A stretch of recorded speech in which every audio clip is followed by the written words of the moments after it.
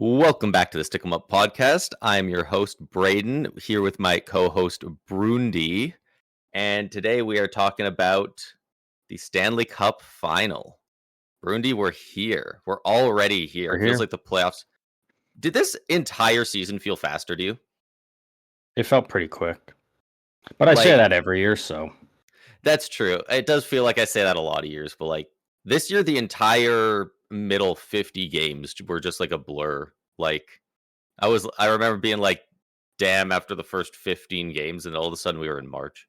Um, for those who haven't heard, Carolina Hurricanes defeated Montreal Canadiens in 5 games to advance to the Stanley Cup Finals, setting up the Vegas Golden Knights versus the Carolina Hurricanes in the 2026 NHL Stanley Cup playoffs. Uh, Brundy, do we want to start by do we want to wrap up, I guess, the Carolina Montreal series and then get into our predictions for the final? absolutely, let's do it. Uh, the Hurricanes in Game 5, they beat Montreal.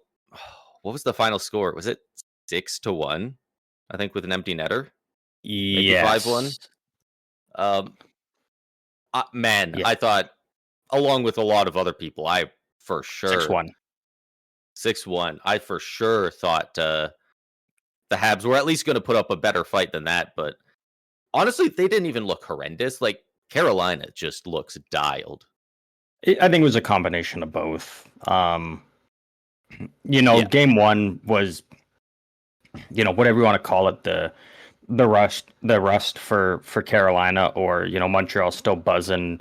Kind of just having to continuously play, right? As they're the only team that were involved in Game 7s, and they did it back to back. So they came out buzzing early on, but like from Game 2 onward, it was just a steamroll for Carolina, and they started to get their feet under them and getting back to what they were doing. And as the series went on, you could just see Montreal get more tired. And when you're already tired, and then Carolina brought just this relentless forecheck and physicality that Montreal didn't really face that much through the first 2 rounds. There wasn't anything they could do at that point. And yeah. It's something that gives me hope for Carolina to end up winning the Stanley Cup this year, because I feel like the last at least 6 cup winners, that's been one of their biggest trademarks of all of those teams, is they had one of, if not the best forecheck in the playoffs by the time they won the cup. Like, the Panthers forecheck is just ridiculously relentless. The Avs, just all 4 lines, the Lightning, like all these teams are just there. The forecheck is so strong that it's so difficult for the defense to be able to settle the puck and make a proper play. And we are absolutely seeing that out of the Canes right now. Yeah, we really are, and that's what just really killed Montreal in the end. And again, for Montreal, it's a shitty way to go out, but again, no one was really predicting them to come out of the Atlantic. When you look at how good Buffalo was all year, Tampa went on that really hot stretch, and a lot of experience on that team. No one picked Montreal really, aside from people who just wanted to be like, oh, I'll make an outside the box pick, and if it hits, you look like a genius. If it doesn't, it's like, well, whatever. I never really expect them to, but it's still a great season by Montreal, and a lot of things they can take away from this run in this season and apply to next year. And again, like we've talked about, they're going to be good for the next 8 to 10 years. So they're going to be making lots of noise in the East. And this was just the start of it for them. One thing to note with that final game, and just in general, I guess, that we probably should mention, for those who did we, I think we actually did talk about the Claude Lemieux stuff last episode. Yeah. A little bit more has come out about that, not directly on it, just the fact that He is an agent. He had quite a few guys in the league that he looked after their contracts and represented. And one of those guys is Freddie Anderson, the goalie for the Carolina Hurricanes.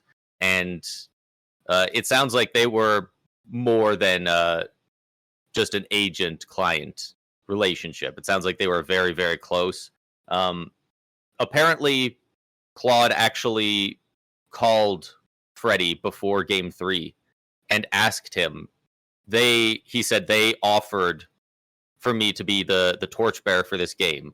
Are you comfortable with me doing that? Like that. When Freddie told that story, I was like, damn, like that shows his character and just like, and obviously Freddie, I assume Freddie was like, of course do it.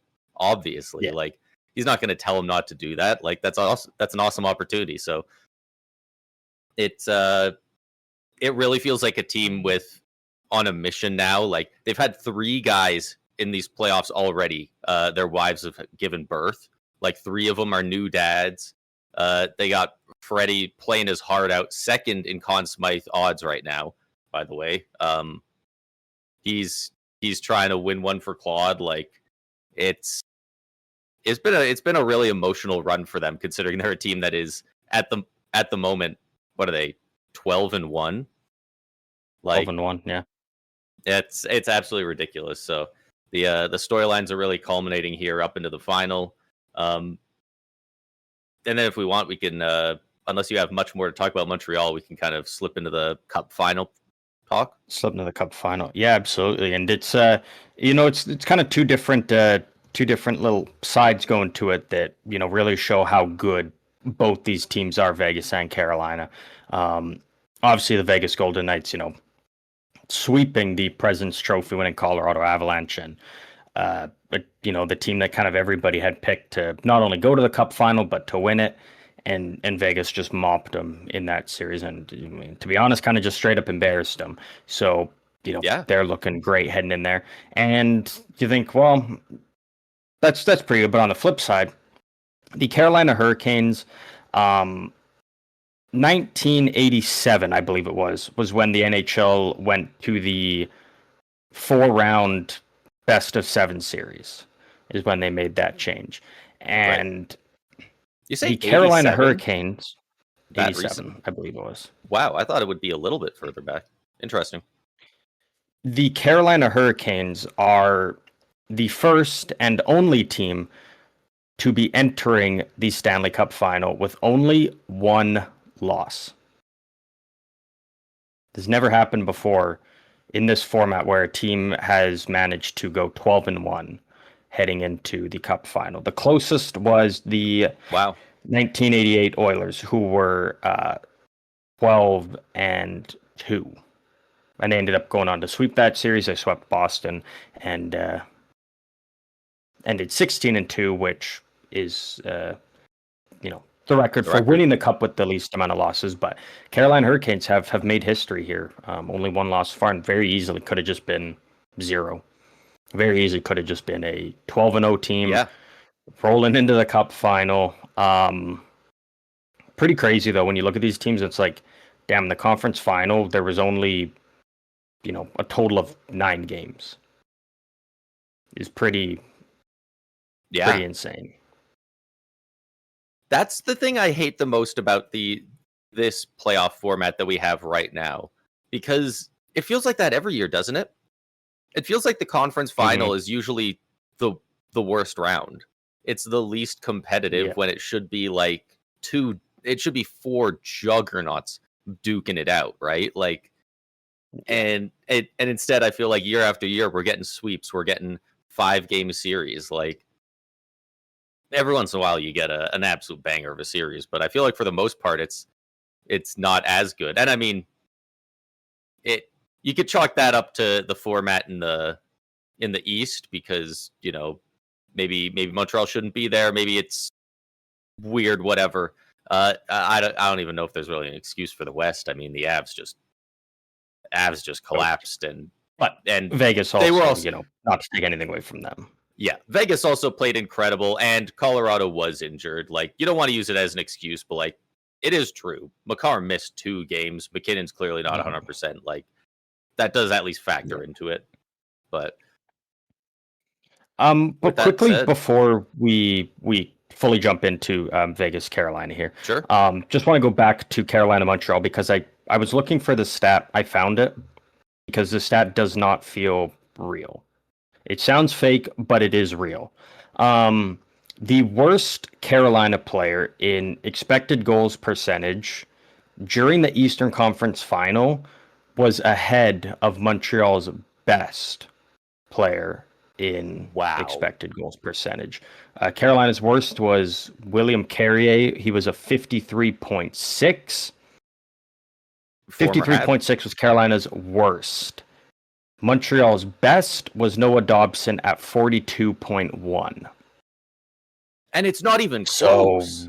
Not worst, even you think it'd at least be really close? That's 11%. Holy shit. That's crazy. It was just pure domination by Carolina. Like it really was. But I just want to throw that out there because again, that goes into just again how deep this Carolina team is and how again every line is buzzing, every line is contributing on a nightly basis and in whatever way it may be for that night. But again, getting it throughout the lineup, very similar to Vegas, right? Who they will be playing in the Cup final here. Just to set the scene here, I got just some stats we can rattle off to kind of know where we're at with them. Okay, before we do, I just one more shout out for the Habs, begrudgingly so. I have a bit of a complicated relationship look at this player because, frankly, off the ice, he's got all the personality of the world and he's awesome. I love his skill on the ice, but I'm not a huge fan of some of the things he does. Jakub Dobeš. Holy shit, what a playoff run. Like, yeah. He had better goals saved above expected stats than Freddie Anderson did in this series. And Freddie won 4 of the 5 games. He had a shutout. And Dobeš had a couple goals hanged on him a few times, but that's just the workload. Yeah, he did have a hell of a run. The new Jordan Binnington, as people are calling him. Wouldn't be surprised. The Carolina Hurricanes 12-1, Vegas 12-4. Goals for per game, Vegas 3.63, Carolina 3.23. So Vegas having a little bit of an edge there in the goals for. Goals against, Vegas 2.38, Carolina 1.62. It's pretty nuts. Vegas power play 23.9 to Carolina's 12.5. So Carolina is definitely weaker there in the power play department. Penalty kill, though, Carolina beating Vegas 92.5 to 87.5. Both teams have in the leading incredible penalty kill. Yeah, and the leading scores just for fun. Mitch Marner with 21 points for Vegas. Taylor Hall for Carolina at 16. It's going to be a really interesting Cup final. I don't know what to really make of it because it really does feel like we usually get one team that is defensively oriented and the other team is either that perfect middle ground of offense and defense, or they're an Oilers, a high flying, score all the goals team. And this year we've got 2 defensive juggernauts, and I don't know how either team is going to be able to consistently break through, or maybe they both will. Maybe the series is going to open right up and every game is going to be a 6-goal affair. It's hard to say with these teams, right? Like 2 teams that work the cycle a lot more than the rush, and they're really good at shutting down other teams that played with the rush. So where's the offense going to come from? Is it just going to be a lot of deflected, tipped, bounced in shots from the point, or are we going to see them get more creative with it? Like, we've seen guys like Mitch Marner throughout these playoffs just do some unreal things with the puck and just like create space out of nothing. That entire line of Hall, Stankoven, and Jackson Blake has been ridiculous for the Canes. Like, that's not even their top line. And those three guys are all in Conn Smythe consideration more than guys like Sebastian Aho or Jacob Slavin. I'm very interested to see how this one shakes out.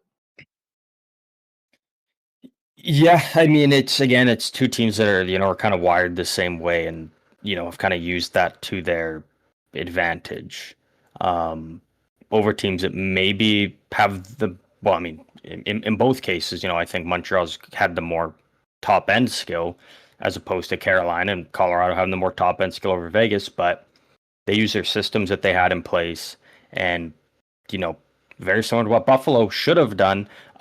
Vegas and Carolina never went away from that. They had their system. They've stuck to it. In Vegas's case, very impressive, given that they kind of reworked their system just weeks before the playoff under John Tortorella. But these teams never wavered. They knew what they had to do. They've kept doing it. So it'll be very interesting to see, do they maintain the course against a team that is very, very kind of similar to them in that aspect? Or do you kind of got to pivot a bit and you got to change it up a bit to find ways to break through? When we talk about John Tortorella, we've talked about him a lot in the playoffs. Even before the playoffs, he won a Stanley Cup 22 years ago with the Tampa Bay Lightning. He has since then not won a Stanley Cup. But if the Vegas Golden Knights win the Stanley Cup, meaning John Tortorella wins a Stanley Cup, this is pretty crazy. Like, this kind of sounds bizarre, but it's also like it makes sense at the same time. Right. John Tortorella would become the fourth head coach in NHL history to win the Stanley Cup as the head coach of two different teams. There's only three other coaches in NHL history who have won Stanley Cups with multiple teams. And the last coach to do it was Scotty Bowman. So John Tortorella has a chance to really cement himself as a, people will always talk about him for, the numerous things he does and whatnot, but this will add something on that will make him undeniably a phenomenal coach. Again, taking a Vegas team that was decent, but floundering pretty good, to go to the Cup final in a Vegas team where going into the playoffs, they did finish top of the Pacific, but it did not matter who they played in the Cup final, whether it was Tampa, Buffalo, Philly, Pittsburgh, Ottawa, Montreal, Carolina, whoever, they would not have home ice advantage in this series. The lowest ranked Eastern team to make the playoffs had a higher points total than Vegas did. And here they are still in the Cup final. And that's including their, 7-0-1 final 8 games of the year under Tortorella to end the season, and they still didn't pass the Flyers, pass the Penguins in points. Like, none of them. Like, that's crazy. Yeah. Like, that just shows how far down there the Pacific Division was. But we've seen this a couple of times throughout the past few years. Mainly from I feel like Florida and Tampa specifically did this. They're a team that is playing for the Cup.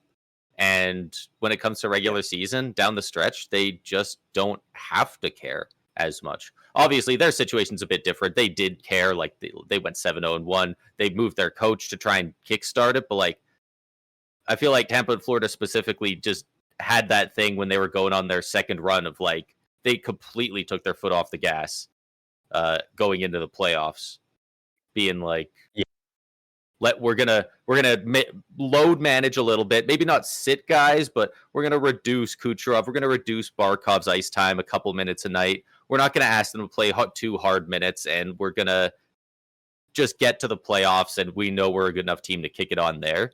And Vegas did that about 8 games early when they got a new head coach, but they have not looked back since. And they've been, it's just ridiculous how quickly they got used to Tortorella's system and how good they've been. Mm-hmm. Is this Tortorella's system? Or is this Bruce Cassidy's system with Tortorella motivating them to play it better? Are they really playing that actively different? or are they just executing it better? It's genuine question. I think a combination of both. I think there's still a lot of parts of what Bruce Cassidy already had instilled there, because again, you can't totally just rework the entire system overnight, right? Like it takes a bit of time. So I think there's kind of been little tweaks throughout it, but there's obviously still parts of what they were doing before under Bruce Cassidy. And so it's a combination of both. Tortorella's realizing the weaknesses, making adjustments there, but there was also a lot of things that Vegas was still doing good under Bruce Cassidy. And again, the old saying, if it ain't broke, don't fix it. And so I do think it is a combination of both. And I think that's actually a big part of what's helped Vegas get here, is still staying the course, but also realizing, hey, there's parts of our game that are really just awful. We need to fix them. And, they fixed them. And I have a very interesting question.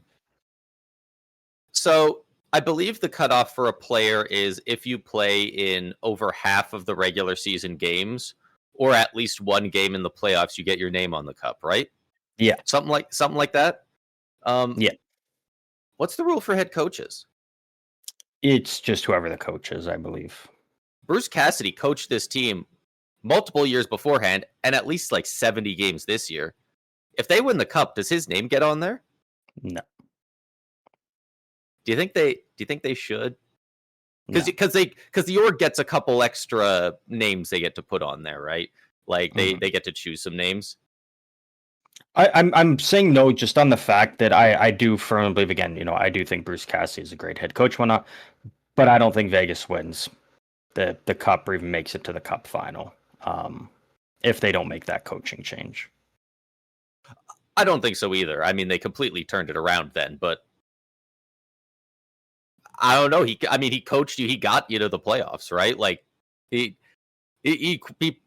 coached you for the vast majority of the season. Like it just feels like, and it obviously there's the whole wrinkle with how awkward everything has gone since then. They're trying to retain his rights because they don't want to let him go places. Like but that's sprinkled on top. Like you just can't. You just can't at this point. One thing I'm very curious for, because again, game one takes place tonight as you are recording this on the Tuesday morning. So hopefully listen to this before it comes out. And if you're listening to it afterwards, hopefully what I say here, you'll be like, oh shit, yeah, good on you. So the NHL uses, I believe, 10 on-ice officials throughout the Stanley Cup final. It's a rotation of 5, refs and 5 linesmen. What I would like to see out of the gate very early on in this series, because it's going to happen. It's going to happen multiple times, especially with these two teams. And I've watched both of them quite a bit throughout the playoffs. First period, game one tonight. I would love to see a ref call an embellishment penalty. Because watching these two teams, both these two teams really love to milk it and, really try and embellish calls and dive. And, not all players, but both teams got some players, and we know who they are. I would love to see the refs just right out of the gate be like, you're not going to make a fool out of me in the cup final. We're not going to play this way. If you guys are going to be diving to try and draw calls, I'm not even going to call the other guy. I'm just going to call you, and your team can go kill a penalty for you trying to dive or act like you got high stick. I think or that's the biggest thing. I would love to see embellishment does get called, it's offsetting now. Like very rarely do we ever see a team go on the penalty kill because their guys in the box for embellishment. Usually that makes it a 4-on-4. It's an even wash. It means you didn't get the power play. If it more often meant you did get a penalty kill, now guys might be going, okay, now I really got to watch it. Like I would love that. And hopefully the refs also just do the thing where they go over to each bench at the start and just let them know, like, hey, we got our fucking eyes on that. All right. If you're going to embellish, we're not having it. Like even that'll get at least a couple players to not. Yeah. Like go out there, play hard, battle hard, but also like play with some integrity, right? Like there's nothing worse than, Lane Hudson did it a couple times where stick got in his skates and it was a trip, but a trip doesn't make you Superman dive in the air like that. Like it exactly. It just doesn't work that way, right? So I would love to see the refs just right out of the gate, just be like, it's this shit ain't gonna fly all series. We're gonna shut it down right away, and just play hard hockey. And again, just have some respect for yourself as well, because there's nothing worse than seeing a guy obviously try to draw a penalty and then it doesn't get called, and you just look like the world's biggest weenie, and you take yourself out of the play as well by doing it. So, not all embellishments are created equal either. Like, if a guy gets high sticked, I have no problem with him whipping his head back and holding it. Like, getting hit in the face sucks, right? Like, that's fine. But like, it's a lot of the trips, it's a lot of the holds that guys embellish just to a ridiculous amount. Absolutely. Just how are you feeling going into this Cup final with these two teams? Overall, I enjoy that. To me, there's not a clear winner and a clear loser.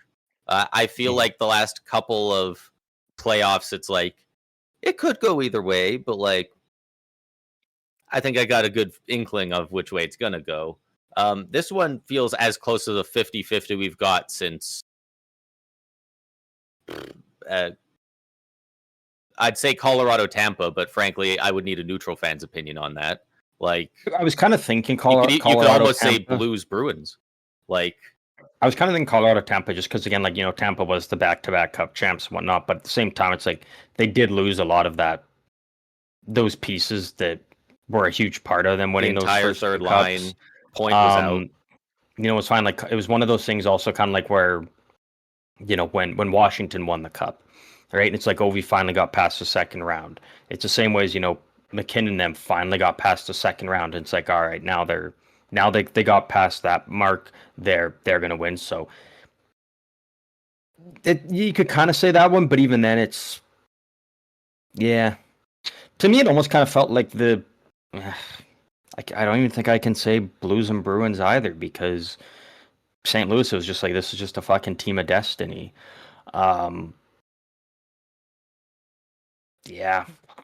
Who knows? Like, I keep going back. I'm now back to 2015, and even then, it's like it's the Dynasty Blackhawks. Before then, it's the Kings, and then you just flip flop back between them. It might even be 2011 Vancouver Boston. Yeah, honestly, like it might be that far back where it's like it's a coin flip. I think that is my answer. That is the way I'm going. It's funny because I want to say 2019 for me, but I felt fairly confident the Bruins were going to win that. So, but they ended up not winning. So maybe it's that one, because I thought the Blues. Either way, it's but I also just did watch them put the Sharks in the ground, and when I say in the ground, I mean like literally. The amount of injuries they had after that series was insane, but it really was two bastard teams in the final. Yeah, this series really does, feel like a toss-up. Right now, it's Carolina at a 57% chance to win this series to Vegas 43%. The most likelihood being the Canes in 7 at 17%. And then after that, Canes in 6 at 16%. Vegas and Carolina, yeah, it's pretty even though, like the way it is. I don't think this will be the case. I think there's a world where this is the case. Carolina, very much a team that is doing it by committee, and that's how their team is built. They don't have the game-breaking talent. They couldn't keep Mikko Rantanen around. They haven't been able to draw in those massive names. They've got a lot of great names, but none of the top 10 forward in the league names. And, like I said earlier, Hall, Stankoven, Blake, they've been great. I have to say all of their names, though. None of them have really been stand out. Is there a world where we see Carolina win the Cup and Mitch Marner still gets the Conn Smythe? No. I just because again, it's not even to say Marner's been bad in the playoffs or anything. Like how great he's been. It's got to be that level of of McDavid, right? Like that's the standard Right. that it's set to now to win the Conn Smythe, but not win the cup. So I hope so.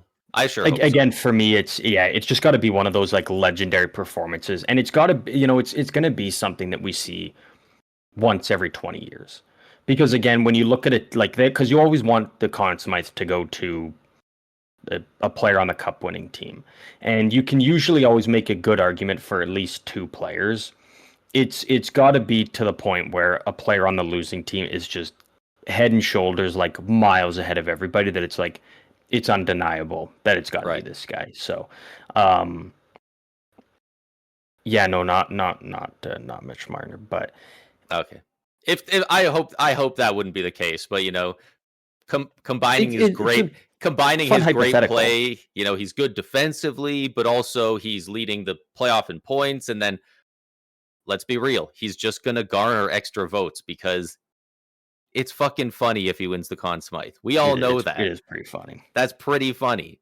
So he's gonna get a couple of points here and there because of that. Like, but it is interesting though, when you point out the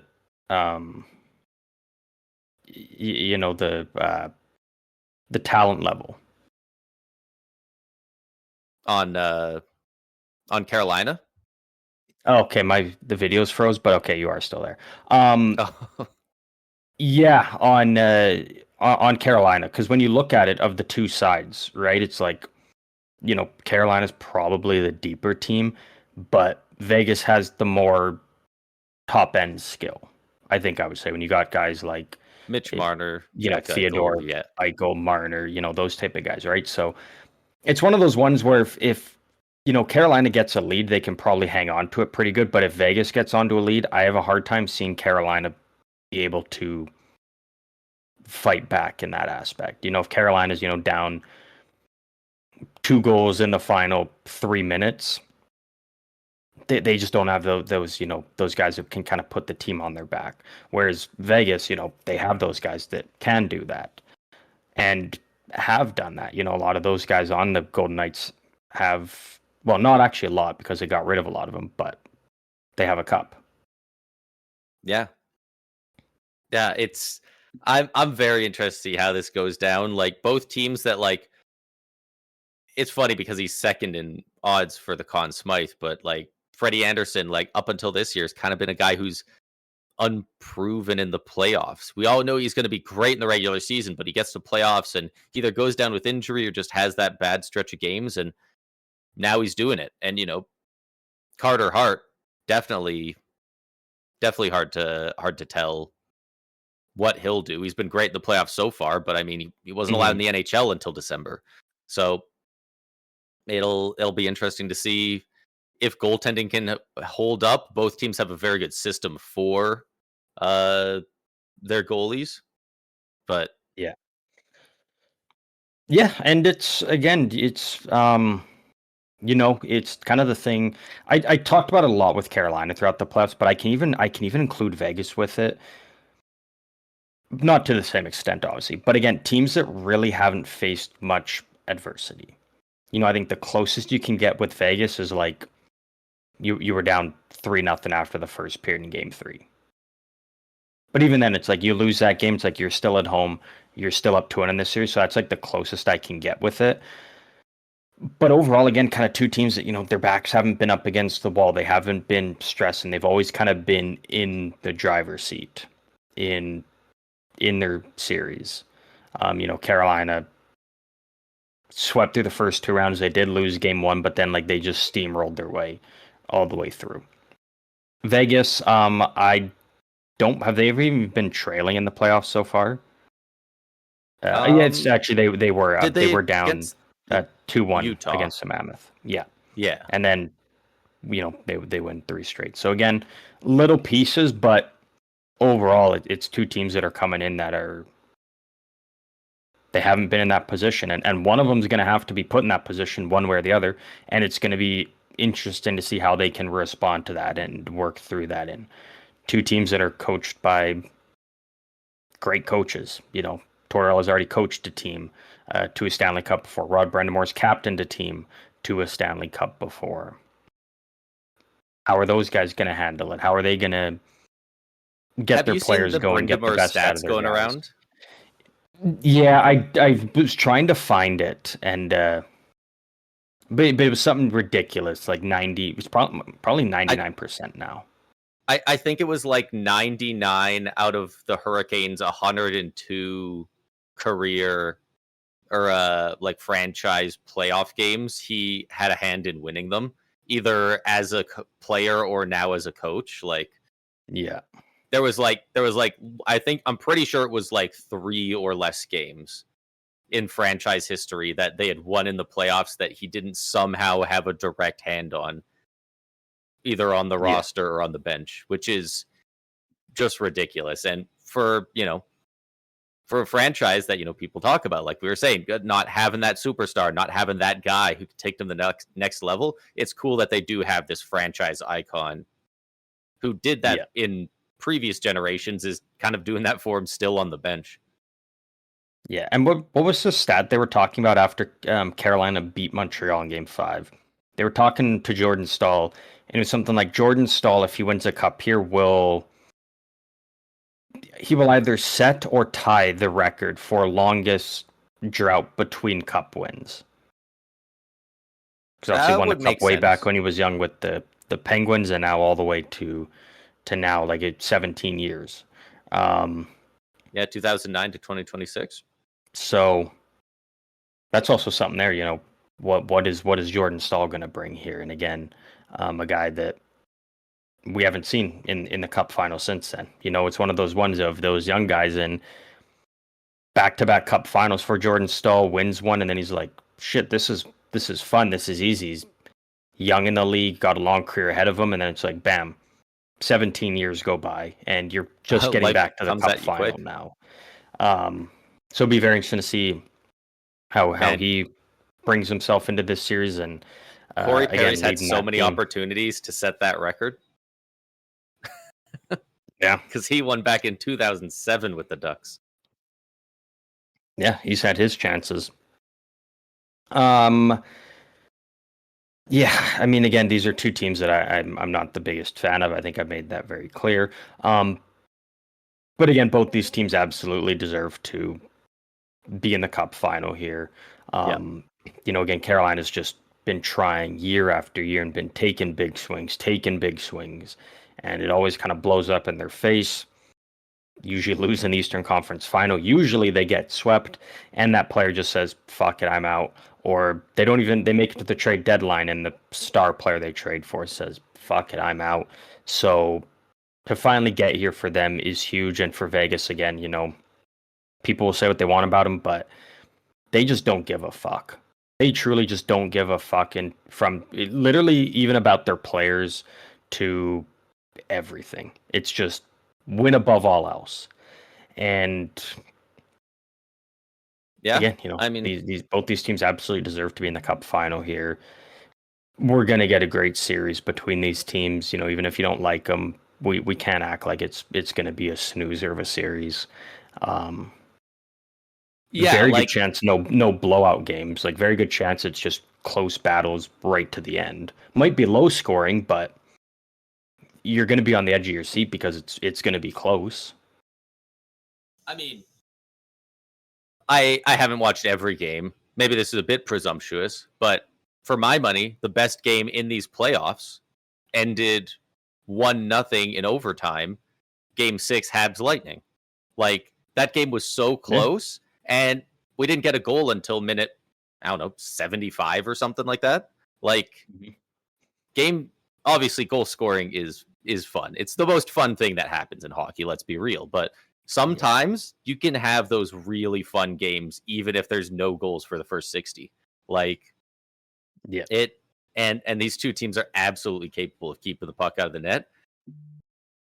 It would set up for a really good series if they went out there tonight and they had a double or a triple overtime 0-0 or a 1-1 game. Like, just started off with an insane game like that. That would be a lot of fun. And I definitely think it's possible between these teams. Again, just one team's kind of got the more top end skill, but the other team I think is deeper. Both teams, I mean, are easy to just roll their 4 lines, 3 defensive pairings. Both goalies on either side have looked good in the playoffs. Yeah, it like you said, it really is just a coin flip, and yeah, I'm not sure I got much more even to say on it. I think we've. No, I think there's nothing left to do but get to the predictions. I guess we can kind of just highlight some of the players who I guess have had good runs here. Mitch Marner again. I mean, 21 points in the playoffs here. He's been a beast. Eichel, 18 points, but only 2 goals. Again, people will criticize guys like Caulfield, Kucherov, McDavid when they don't score in the playoffs. Like Jack Eichel is not exempt from that. Again, 18 points in the playoffs is great, but you do want to see a couple more goals. Which is why when I see people say Eichel Jack Eichel for Conn Smythe, and more defensive, so I say no, but it doesn't matter. Yeah, should have at least a couple more goals. That's your. I can't imagine picking Eichel over Marner. No. Like Marner's got more points, way more goals, more timely goals. They both play a great defensive game, so like Eichel doesn't even really have that over him. Like, but it's almost kind of like the. Great. Actually, it's not. Actually, never mind. Fred Howden and Pavel Dorofeyev leading the way in goals. Both have 10, which is fucking insane for Howden. Stankoven has 9. He's third there, which is pretty damn good. Yeah. Usually we got a guy with more goals by now, huh? I feel like usually we got a guy up at 12 or 13 by this point on at least one of the teams. But again, it's when you look at it, right? Of like Vegas, I mean, 6 games, 4 games. Carolina, that is true. 4 games, 5 games, right? Like they haven't had enough games. Like you probably have more from Howden, Dorofeyev, and whatnot if Anaheim forced a 7, or if Utah forced a 7, or if the Avs could have forced even 6 instead of getting swept. Those numbers probably would be a bit higher. Mitch Marner is third in plus minus, plus 12. Ahead of him is Keandre Miller and Sean Walker at a plus 14 for Miller and a plus 13 for Walker. That pairing's been pretty damn good. Very good.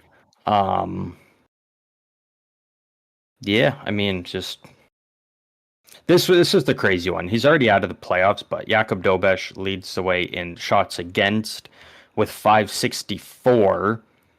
The next closest is Carter Hart with 476.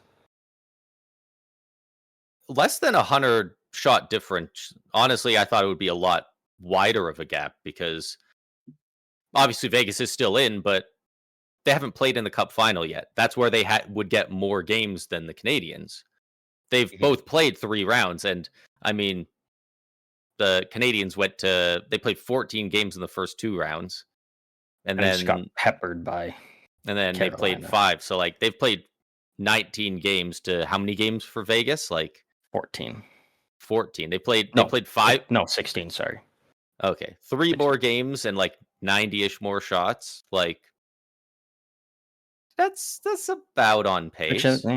30 shots a game-ish, give or take. I guess it depends who you're playing. But, yeah, he's had a heavy workload. Even crazier, after Carter Hart, though, at 476, Jesper Wallstedt at 329. Wow. After Jesper Wallstedt is Dan Vladar, 294. Did I miss the part where you said Freddie Anderson? Just under Dan Vladar at 5th, 289. Holy. How many games have the Canes played? 13? Yeah. Because they lost 1 game? Yeah. Wow. I mean, I guess, yeah, the Canadians had that 3-game stretch of the least shots on goal. Like out of any 3-game stretch. Shots. Like, man, they know how to stifle the offense in Carolina, and they always have. Yeah. It'll be really interesting to see. I'm so excited for the game tonight. I have no idea how these teams are going to adjust to each other. What's going to happen? Like, It's been so long since we had this even of a matchup. It could truly go either way. Really could. But I guess, yeah, all that's left is the predictions here. Before we do that, I'm going to do one sim of the Cup final, just to throw that out there and see if that's something that we agree with or not. So one sim. Well, I sure don't fucking agree with this. The Vegas Golden Knights sweep the Carolina Hurricanes in the Cup finals. I mean, I hope not, but they just swept the Avs. If it's Avs Canes, who are you taking? That is true. Probably would have taken the Avs. That is very true. That is very true. What's your prediction heading into the series? So, final prediction, and what do you want to do? Conn Smythe prediction as well?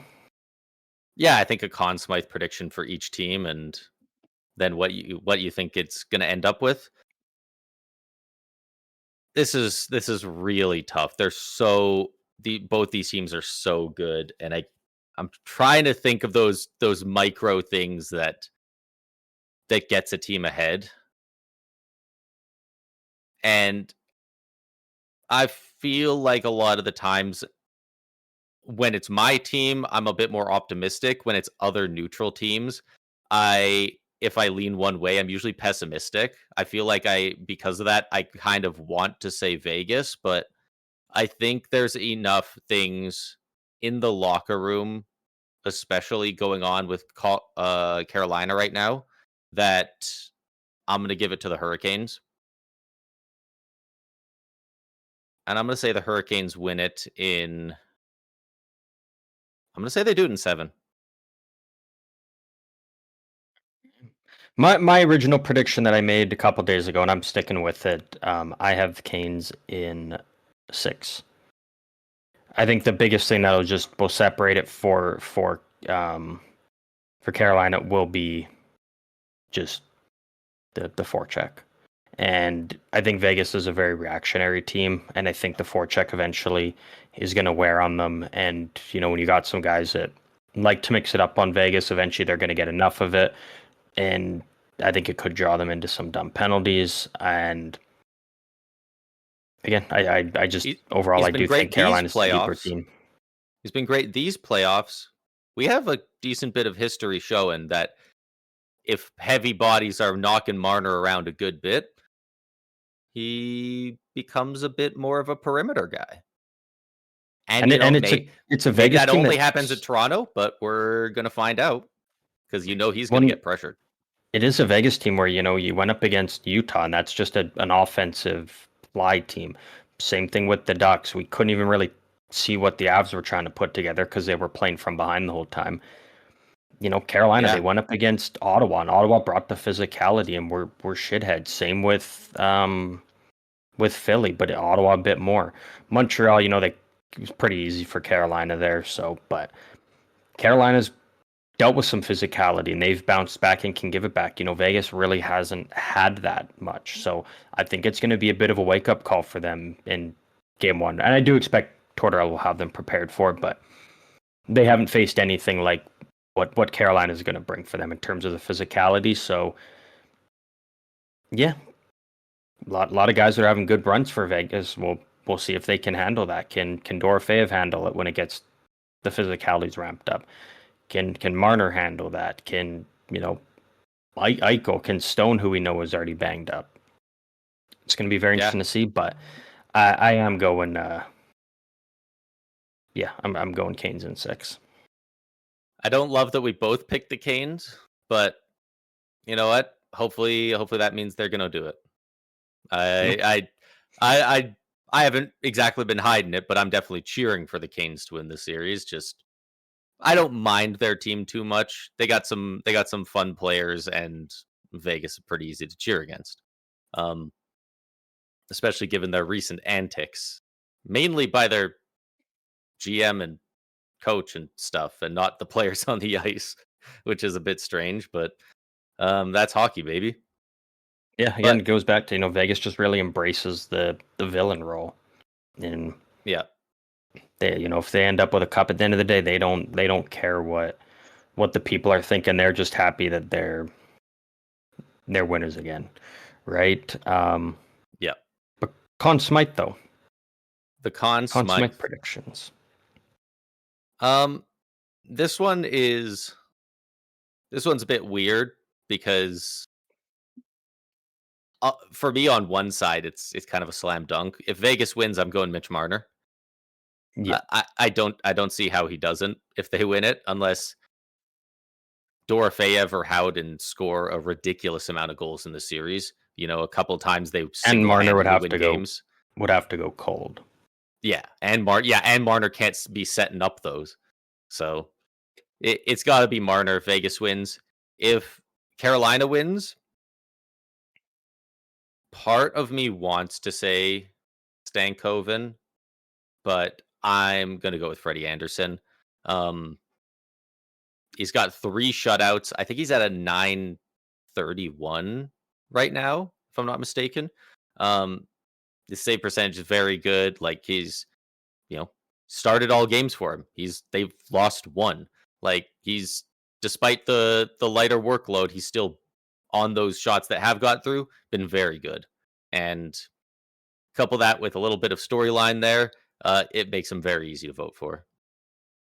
Mm-hmm. Yeah. I mean, for everything you said, like Marner's the clear pick for me for Vegas. Again, Marner would have to go pretty cold in the Cup final, and someone would really have to rise to the occasion, have a great series to take that from him.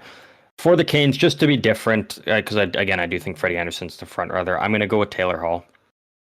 It's a really just something pick. a little bit different, and I think Taylor Hall's going to get some more favorable matchups. Obviously, the Eichel and Stone, like they're going to be zeroed in on shutting down, Aho, Svechnikov, Jarvis, like they're true top dogs, and I think it's going to allow Hall to maybe fly under the radar a bit, which would be crazy considering what that line has done. But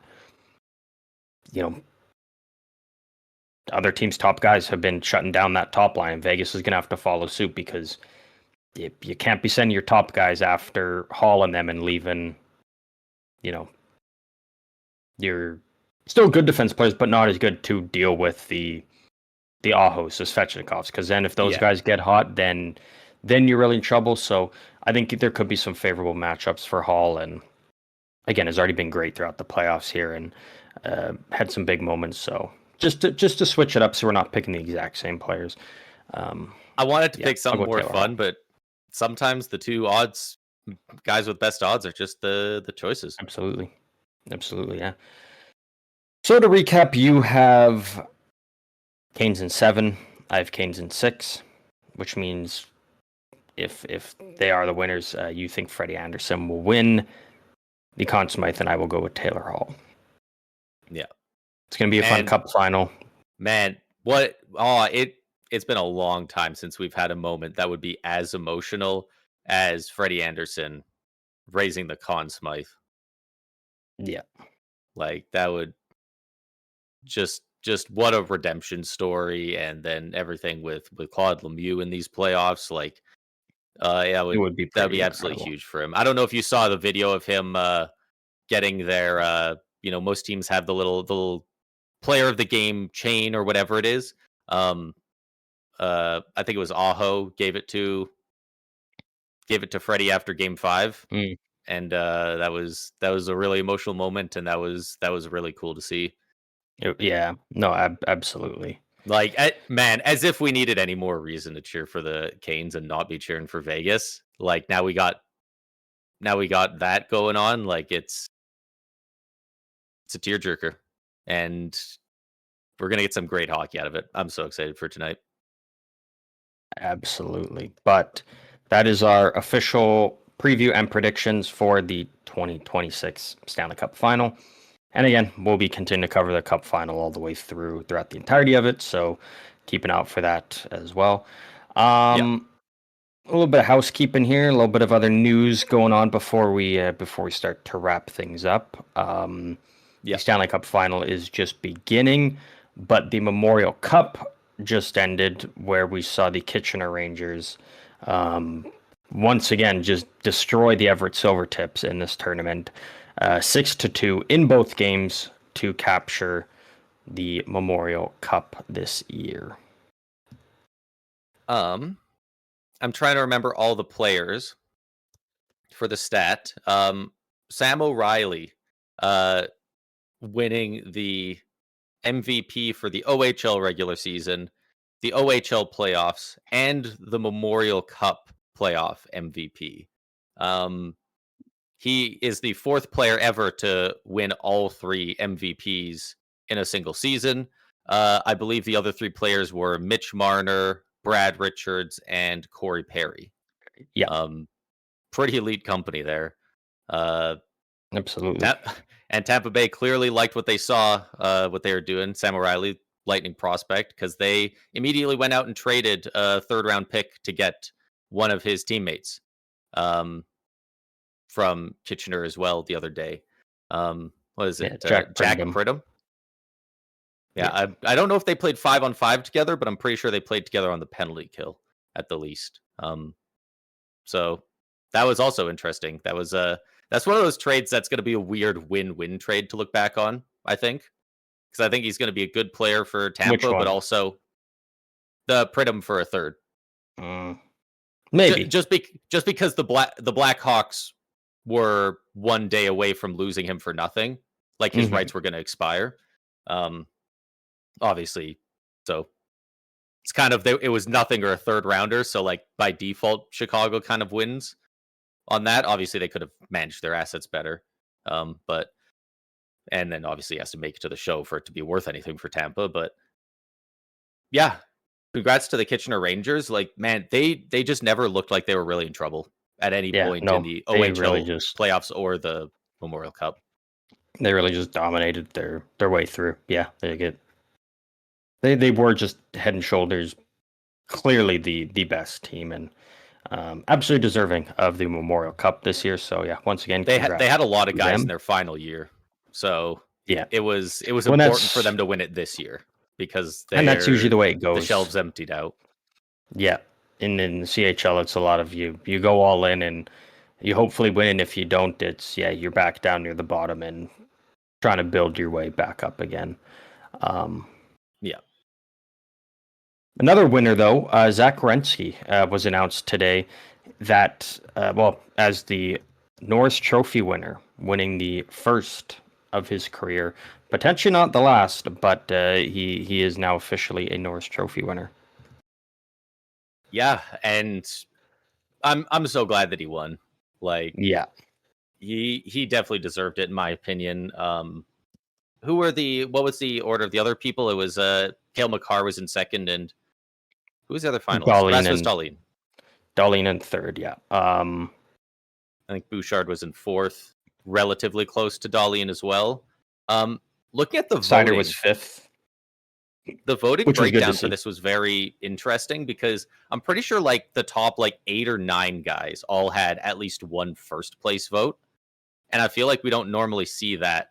The number one first place votes, I feel like we don't usually see them as spread out as they were this year.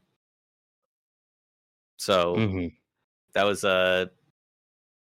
it's I don't know, I don't even know what to make of it, but it's very interesting the way maybe guys are a little more okay going off the board with some of their picks.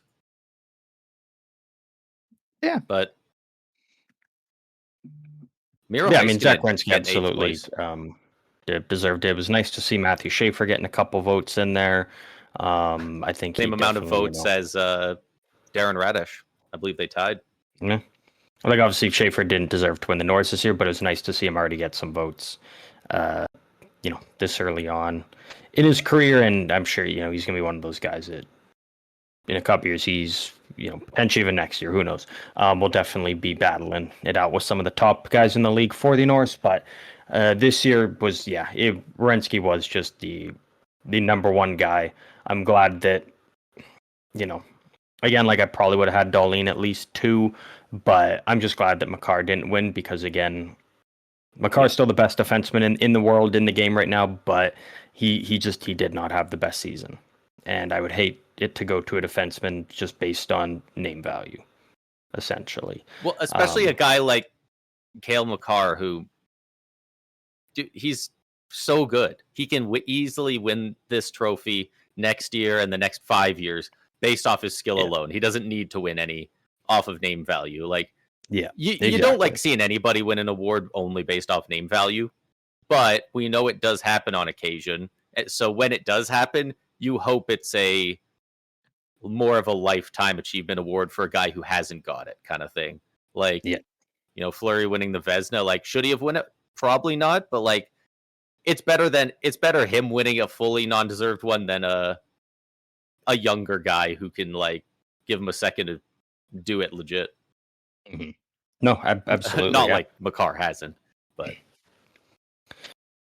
yeah, congrats to Zach Werenski there. Pretty cool moment with his family there, and I like the way that they're doing the awards now. Instead of just one big kind of goofy show, allowing these players to win the award in, kind of in private, and just kind of be with family and friends and have it be a surprise for them. Because obviously they know they're a finalist, but there's no like gold drum roll. Did I win? It's just boom, you just get surprised, and I think that's a pretty cool way of doing it. And I'm glad the NHL is continuing this trend. As I assume you saw the video. It's just awesome. Of them bringing it up to him. Yeah, they sent Zach Werenski's wife sent him off golfing for the morning. They brought in a bunch of camera crews and stuff, and they pretended like they were setting up and doing interviews for like a NHL Father's Day thing. And he gets back and he's doing an interview with his dad, and they're talking about it, and then all of a sudden, guy walks up holding the Norris, and here you go. And it's at times it's a little cheesy. Who cares? That's okay. There's nothing wrong with cheesy. It's all in fun. Yeah. Cheesy's not derogatory. It's just a way to describe it. And I'll tell you what, it's a hell of a lot more fun than like you said, it's way more fun than the awards thing. The awards thing has been boring for years. It's way too long.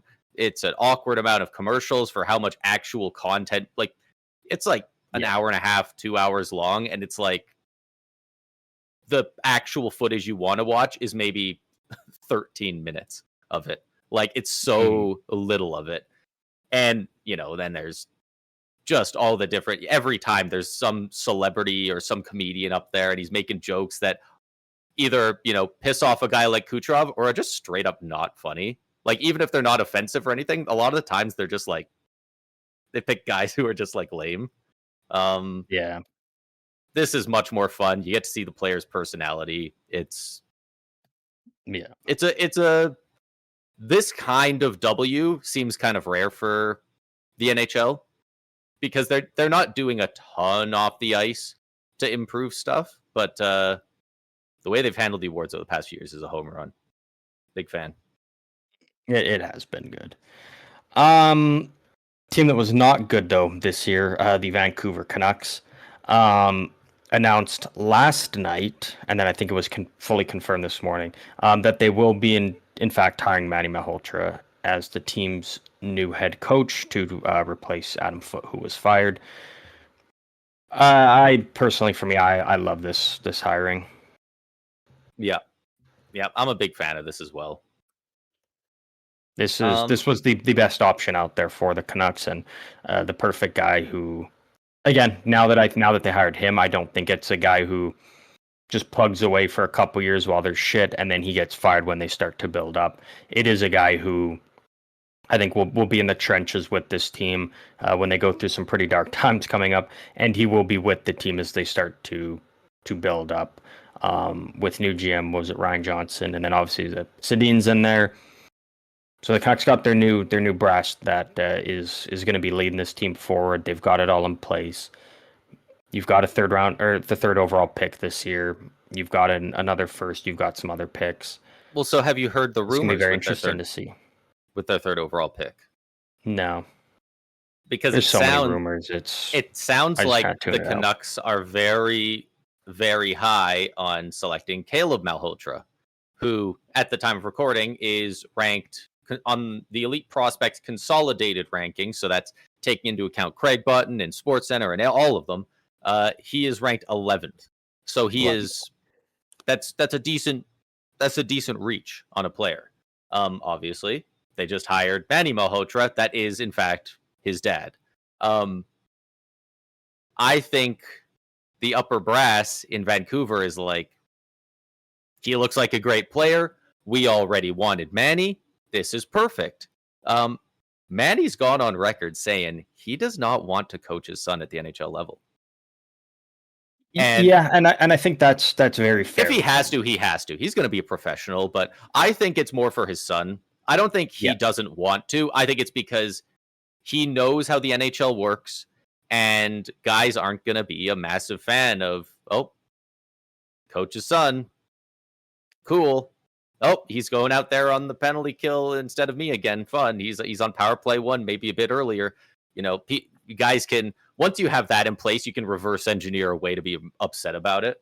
And then I don't think many players would. What if there's an option to trade him? Does that make it awkward? What if his dad gets fired? Does he resent the team? It's one of those things that I think there's reasons to love it. There's reasons it could work out great, but there's also reasons to be weary of it. On top of the fact that it's just 3rd overall, 11th on the consolidated rankings. You might just not be picking the right player. Well, and we've seen it before, right? We saw with the Islanders where Kyle McLean, his dad John McLean was, an assistant coach with the Islanders. But again, it's an assistant coach. It's not the head coach. We saw it in Carolina. Rod Brind'Amour coached his son Skylar for a couple games. But again, Brind'Amour's already been there for years, and Skylar Brind'Amour is not a 3rd overall pick. That's just a reality. So it definitely does make this interesting because everything leading up to before this hiring was, Caleb Malhotra is going to go 3 to the Canucks. Like that's who they want. They want to go forward, and but now hiring Manny, it kind of makes me think they're looking at going in a different direction. And again, it's so hard to tell with these teams like Vancouver and Chicago because we don't know what San Jose is going to do. They're we're pretty confident that Toronto's going to take Anna, but then we don't know with San Jose. They're going to go with the Ford and Stenberg, or they're going to go defenseman, which they have a big hole and kind of need to fill. That'll determine a lot. But now that they hire Manny, I'm kind of leaning they probably don't take Caleb just because, for Manny's sake, he probably wants his son to just have a fair, open chance where he goes, not coming in and you want your son to succeed, but you also realize like you can't be giving him special treatment, and maybe in doing so you kind of hinder him a bit. It could just create a weird dynamic. And again, like if they draft him, like that'd be cool. We've seen Anaheim reach on 3rd overall for a couple players, and they've hit some home runs. Like it can happen. Leo Carlson was a reach. That looks like a home run. Beckett it wasn't really a reach. He was like Fantilli was pretty. Fantilli was more likely to go 1 than he was. When I say a reach, I'm talking about like the Beckett. That's fair. That's fair. It was it was like 1 space. I thought Carlson was going 3rd, so that's fair. Yeah. Seneca jumped almost 10 spots to get up to 3rd. That's why he was to the point where he said, "Holy so fuck." Shocked. Yeah, he's just like, "Holy fuck, I just got drafted." When that's such a good video still. That's really good. It'll be interesting to see what Vancouver does at the draft. They're obviously one of the teams everybody wants to keep an eye on because they're kind of the only team in the league that's fully committed to being bad right now and being deep in the trenches of a rebuild. So, I'm just going to ask you though, straight up. I'm going to give you the 2 scenarios. Both scenarios, Toronto picks Gavin McKenna first because that makes it easy. In one scenario, the Sharks at 2nd overall take Ivar Stenberg, and in the other, the Sharks take Chase Reed. Chase Reed. I was going to say probably Chase Reed, maybe Keaton Verhoff. They take one of the defensemen. What do you think Vancouver does in those situations? And do you think both are the same? If Stenberg's available, they're going to take Stenberg. Okay. Vancouver's in a spot right now where it is just you draft the best player available. That's right. That's just what they need to do. You're not at a point now where you're like, our team is good. We're just kind of missing that, like, that center. And so we take, when you, it was back when Pittsburgh, what would that have been? 2006? Let me pull it up here. Who'd they take in 06? Is that Stahl? 2006 draft. Yeah, so Pittsburgh took Jordan Stahl 2nd overall, and Jonathan Toews went 3rd overall. And the Penguins were pretty sure that Jonathan Toews was... But the Penguins were pretty sure that Jonathan Toews was going to be the better player. Nicholas Backstrom also went 4th there. But they took Jordan Stahl because they felt Jordan Stahl projected to be a phenomenal 3rd-line center at 2nd overall, because they already had Crosby, they already had Malkin, they already had Fleury, they already had, they still had some good defensemen there and coming up. And so, if you're Vancouver and you're in that position where you've already got an elite 1st-line center, which you don't, a phenomenal 2nd-line center, elite like Malkin was, you don't, then maybe you take a Malhotra or what. But you suck right now. So you absolutely just take best player available. And for me, that'll be if Stenberg's available, you take Stenberg. If Stenberg's off the board, then I think you take Chase Reed. And then, have him and Zeev Boym as your top pair for the next 15 years. I feel like there's a lot of teams that get that one defenseman, and then they're just like, we're good. Like, I feel like there's so many teams that they get their Zane Parekh, their Zeev Boym, and they're like, okay, we don't need to draft defensemen. We're set. We're all good. We need to draft our 9th forward prospect in a row because we already have one defenseman. It's like, well, you can have a couple elite defensemen. It's actually a really good idea. Like, so it'll be interesting to see. I hope Stenberg somehow drops to them. I think with the Sedins in there, just having that, first of all, I think he's just going to be a great talent, but just having that awesome, young, fun Swede in Vancouver, that just feels right, doesn't it? Like, it does. Just... But I firmly believe that if San Jose stays picking it too, they're going to take Stenberg. I would imagine so. And if their plan is to go with the defenseman, then they're going to call up Vancouver, they're going to call up Chicago, and they're going to trade back. Because again, they're not going to trade beyond 4th. Like, if they trade back, it's going to be either with Vancouver or Chicago. Yeah. And so it's basically going to be, hey, we're taking Stenberg unless you give us a good offer here. And then that'll really show if Vancouver or Chicago's set on him. And if they're not, then Sharks will just take Stenberg. And if they trade back, then they can grab a defenseman, which they also need. So, I mean, you know what? Let's brainstorm. What does it take? Say they're looking to trade back one spot. They want Chase. Yeah, they want Chase Reed. They know he's not going to get taken at 2nd if they trade with Vancouver. They're going to take Stenberg. They can still get their guy. The trade involves the 2nd overall pick and the 3rd overall pick. What is Vancouver attached to it to make that happen? What's a fair return for both sides? It's only one spot, but it's also like kind of a franchise-altering second overall for the 3rd overall.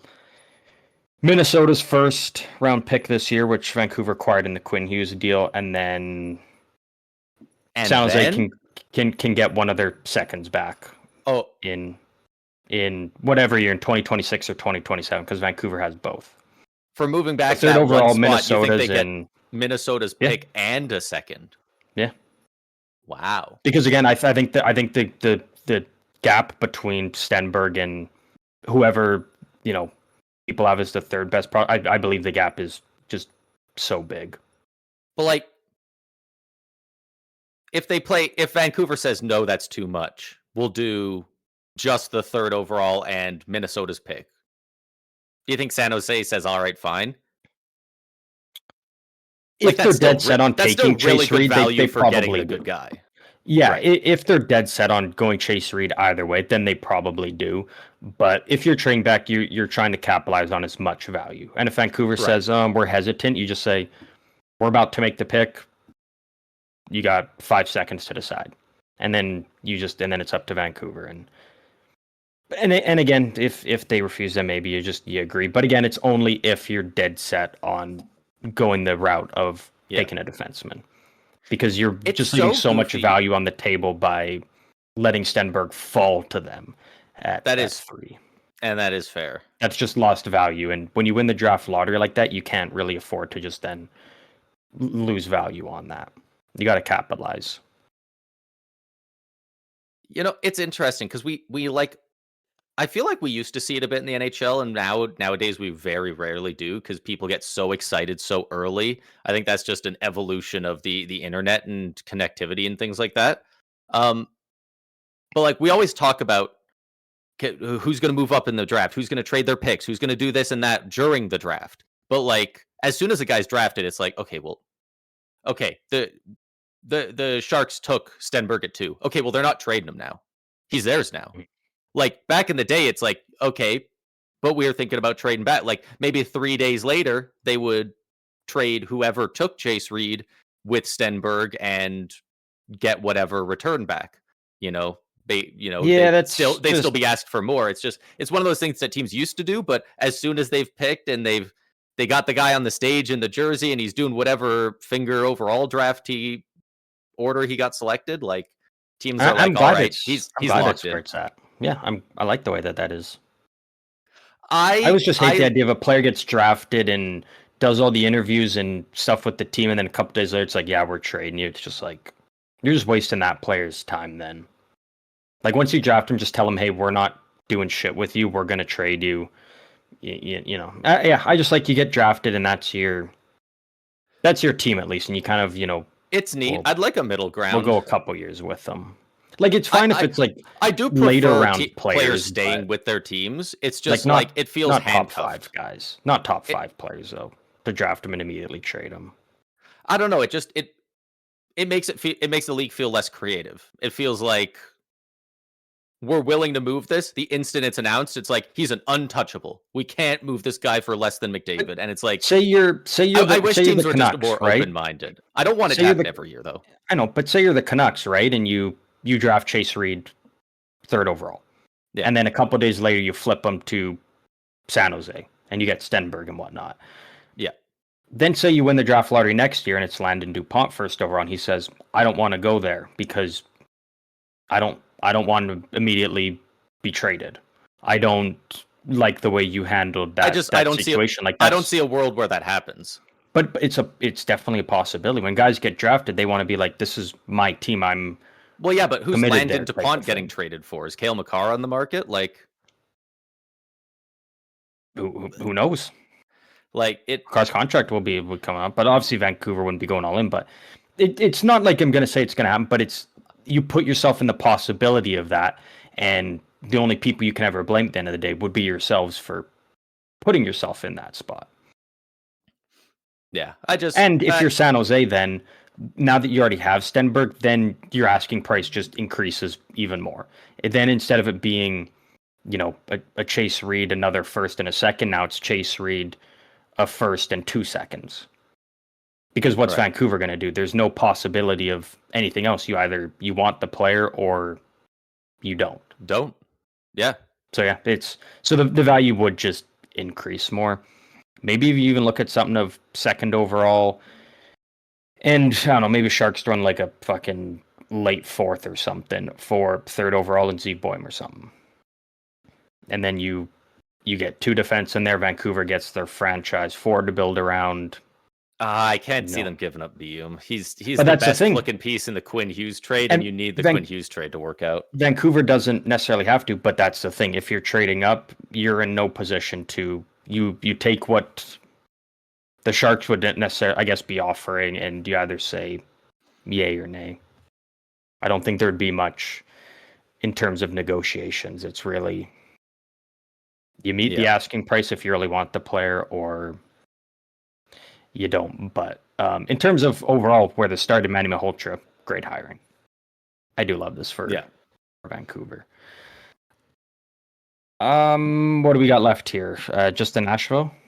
Yeah, we got Nashville is they've been given permission to talk to, and it sounds like they're pretty imminently going to hire current Avs general manager Chris McFarland.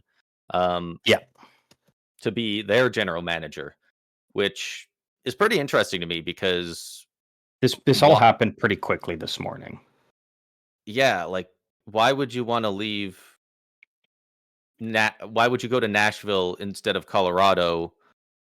Like, just looking at where these two teams are to be the GM, like. So that's the question a lot of people have around it, and it's actually pretty simple. Is he from the area? No, Chris McFarland was the GM, but was having to answer to Joe Sakic, who is president of hockey ops for the Avs. Going to Nashville, he is not only the GM, but he is the president of hockey ops. He does not have to answer to anybody. He is fully in control. As far as I know, that's what it is, and it's just as simple as that. Oh, so they are offering him president role as well.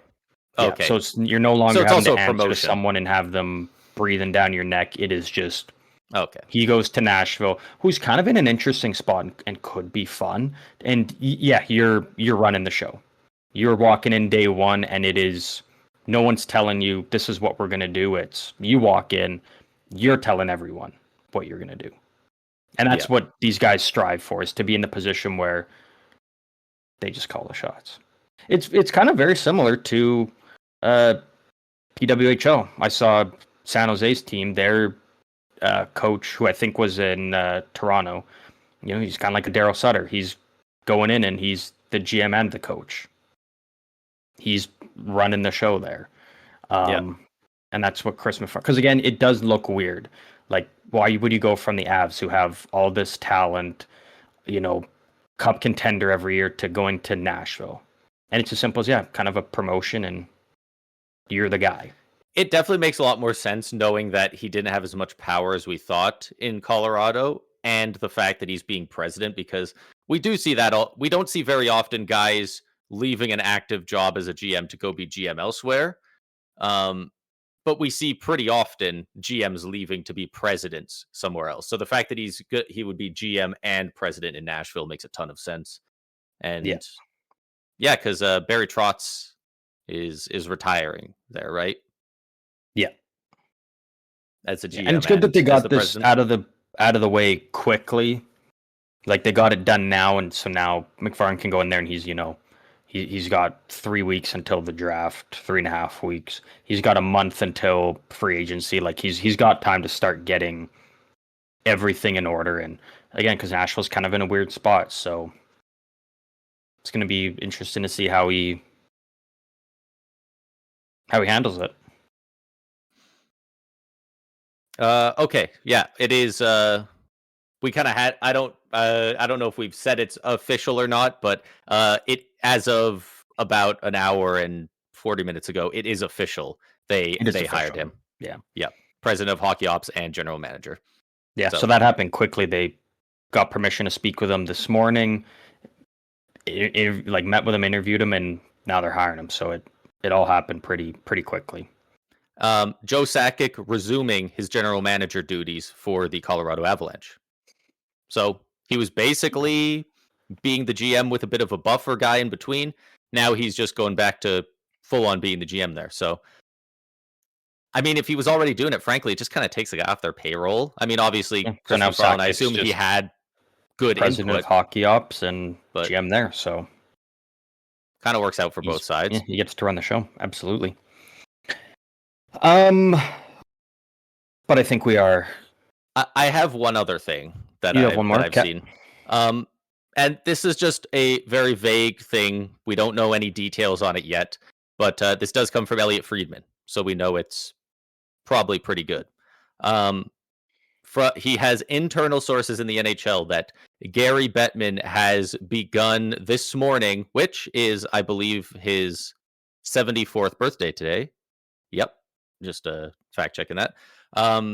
Gary Bettman is currently laying the foundation for a succession plan, meaning he is finally starting to put the things in place for when he is not the commissioner of the NHL. Steps down. He's finally starting to actively do the things that he needs to do before he's done, which who knows? Maybe that's a 5-year plan. Maybe that's a 1-2 year plan. It's hard to say, but it is nice to know that he's finally actively working towards that. Yeah. No, absolutely. I didn't see that, so I'm glad you brought that up there. Yeah, that'll be something to keep an eye on. Definitely, he's probably still got a couple more years left in the tank, but he is starting to plan and look ahead, which is always good. He's got to have the money at this point. Like at a certain point, yeah, you got to retire it so that you have some time left to enjoy your retirement, right? yeah. You know, No, if you absolutely, retire when you're 90, you don't have a ton of time to go to beaches and summer homes and travel and stuff. So absolutely, yeah. Um, but we are at the tail end of the episode here. As always, everybody knows we love to wrap things up with a fun game. And today, Braden, for you, we are going to do some categories. For those unfamiliar with categories, pretty simple. I have 5 things that I'm going to list off. 4 of them fit the bill for it, and 1 does not. And it's up to Braden and You'd home to figure out what doesn't belong and why it doesn't belong. And today, for you, we're going to do Team Edition. But further on top of that, it is going to be Logo Edition. And you're just going to use your big old brain here and try and figure out which of these logos does not belong and why. Braden, are you ready? I am ready. Logo categories is very interesting. I've already got a couple ideas of what it could be, but definitely going to have to hear what the options are first. The teams that you have here today are the Washington Capitals, the Anaheim Ducks, the New York Islanders, the Vancouver Canucks, and the San Jose Sharks. The Caps, the Ducks, the Islanders, the Canucks, and the Sharks. Okay, logos. One of the things I thought of right away was it could be something to do with colors. But one of the main things I was thinking was there's a decent amount of teams with letters or even just one big letter in their logo. You know, the Habs has the C. I guess it has the little H in the middle. Um, you know, the Bruins is a B, the Abs are an A, that kind of thing. The Canucks, you know, it's a whale, but it's a big C. Uh, Ducks is a a D and a duck's foot, I believe. Um, the Canucks is a C, the Ducks is a D in a duck foot shape, which didn't know it was a duck foot for like over a decade when I first saw it. I thought it was just a D. It's not a great logo. The Caps, it's a bit of an alternate logo, I think, but they got the eagle and the W. But then there's the Sharks and the Islanders. I mean, NYI, they obviously got letters displayed, but Make sure you're thinking of the proper logos for these teams, I will say. Fair. I'm assuming that probably refers to the Caps. That's the only one I'm at all weary on for what the main logo is. Usually it's pretty easy. Are the Ducks still using the piece of shit?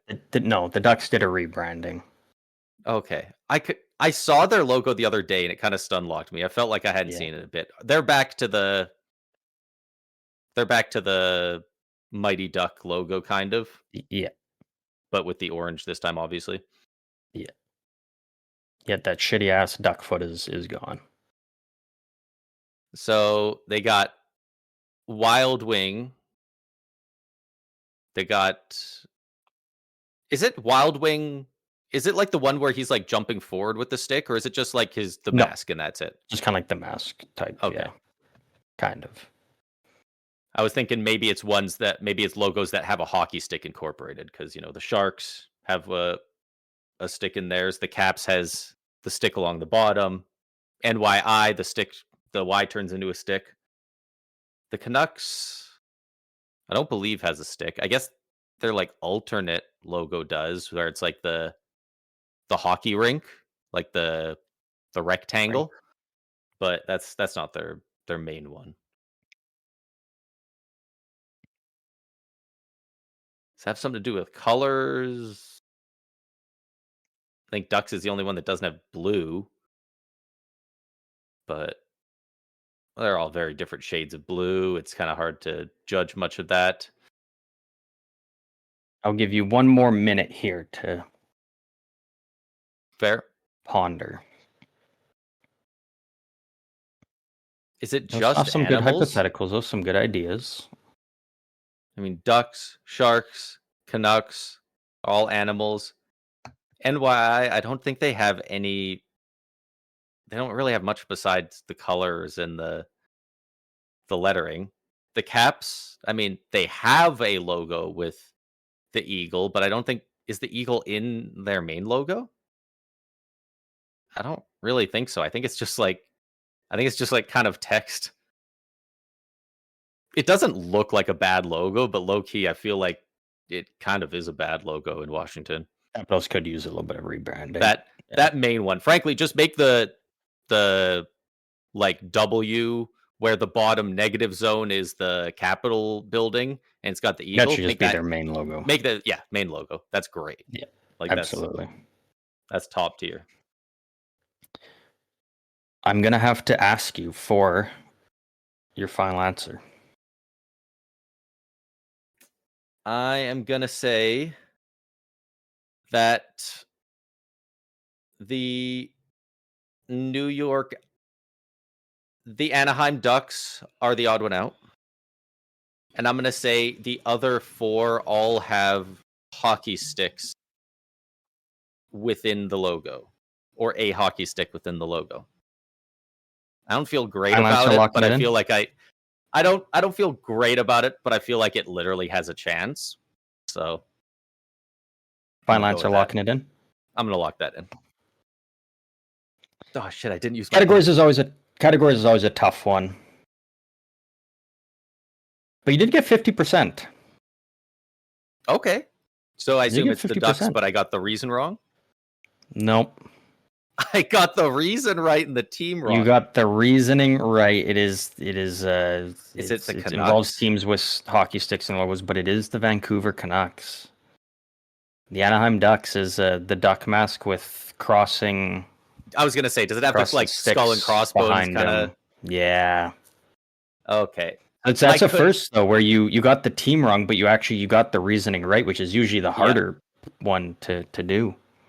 So I know that the main Canucks logo doesn't have a stick, but I was thinking of that rectangular one. Yeah. That's why I threw them in there to kind of throw you off a bit. And the Ducks, I know.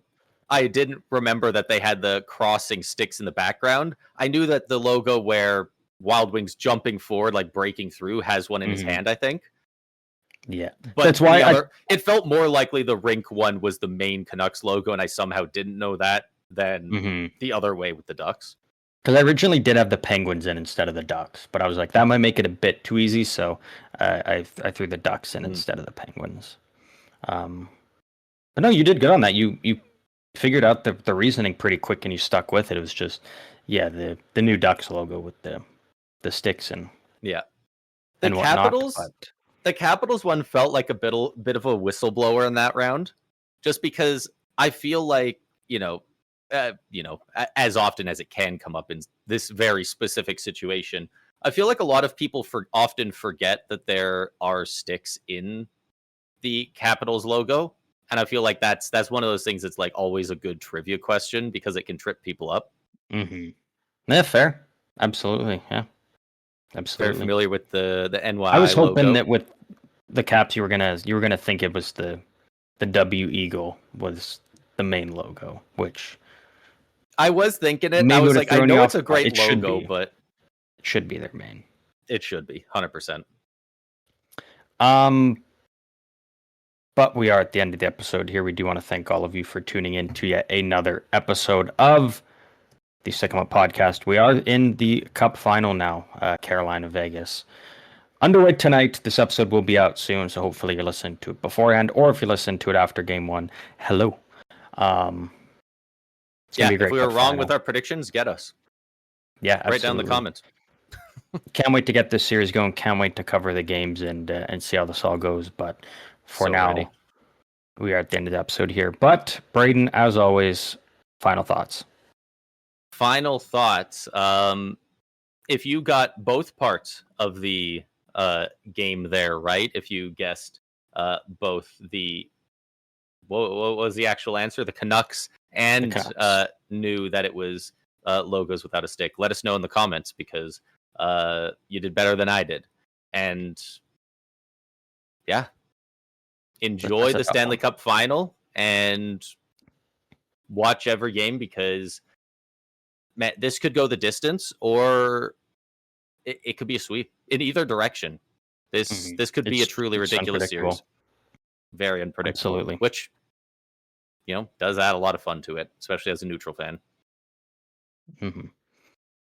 But that is it for this episode. One final time, we do hope all of you enjoyed. And as always, we will see all of you lovely people out on the ice later this week.